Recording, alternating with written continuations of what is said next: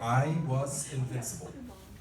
I had a great pay, unlimited PTO, amazing health benefits, annual paid vacations, you name it. I should have quit a long time ago, but I had a very comfortable job, so why rock the boat, right? And then the unthinkable happened. In November of last year, I was let go. I wasn't indispensable after all. I was shocked, but I felt okay. With the job market for the tech industry being so hot these days, I was very sure that I was going to be able to land a new job within a month.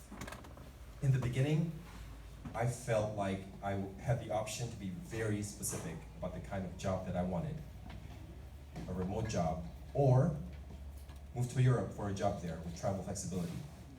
I had many interviews where I got to the late stages, and I was very confident that it was just a matter of time before I got an offer, except it never happened.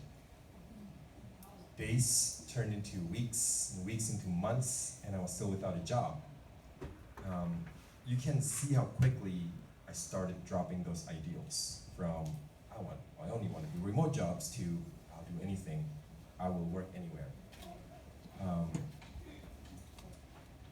I was so desperate for something, anything, just so that I can feel a sense of security again.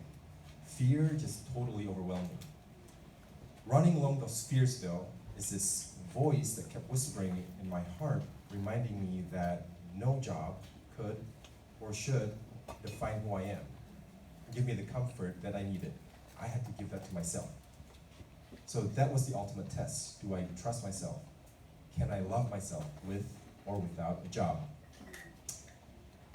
There are a lot of highs and lows throughout my unemployment period.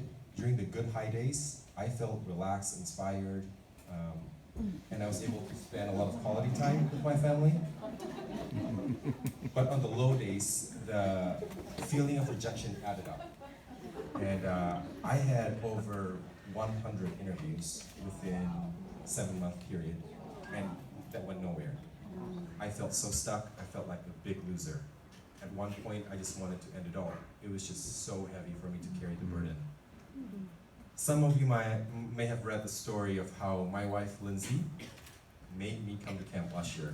Yeah. For that, I want to say, thanks, Boo. I can't imagine going through that tough season of my life as my pre-camp self. From Jeffrey's workshop that awakened my child genius, to Jeff Riddle's workshop that challenged my limiting self-beliefs, and Amelia's workshop that taught me how to be resilient. It was as if the universe knew what was coming next, and it was preparing me for it. Of all the lessons I learned, however, meditation was what got me through. Meditation with Casey in the morning was day one for me, and it's been a practice that's continued on a daily basis, that's kept me grounded and present, and out of that practice came self-love and self-compassion. Remember those days where it was just so hard and so dark? They kept coming, and some days stronger than the other, and self-compassion played a big role in helping me get through them. I want to share a vision that I had during one of my meditation sessions. I was in a boat with my family in the middle of the ocean. There were moments of calm water and moments of rough storm, and I saw myself working so hard trying to keep the boat afloat during the storms. And it felt manageable at first, but over time, I started tiring out. And then, out of nowhere, different people started appearing at different times to support me, to keep my family safe.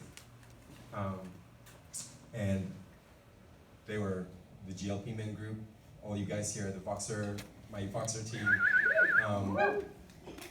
And different people just showed up exactly when I needed help the most. And they encouraged me, they gave me space to just be. And through that, I learned that I was not alone, and there was no need to be afraid. I started in my new job last month. Now, externally, things might have looked a bit different now. The inner change and transformation in my heart is what I was most grateful. I discovered even more about who I truly am without any labels. And there are a few things that I learned from my unemployment period, and I think they are relevant for whatever tough circumstances you're in now. Number one is set your sight on joy and let that be a true north. Number two, be kind and be gentle to yourself. Number three, be vulnerable so that others can help. And lastly, and most importantly, know that you're infinitely loved.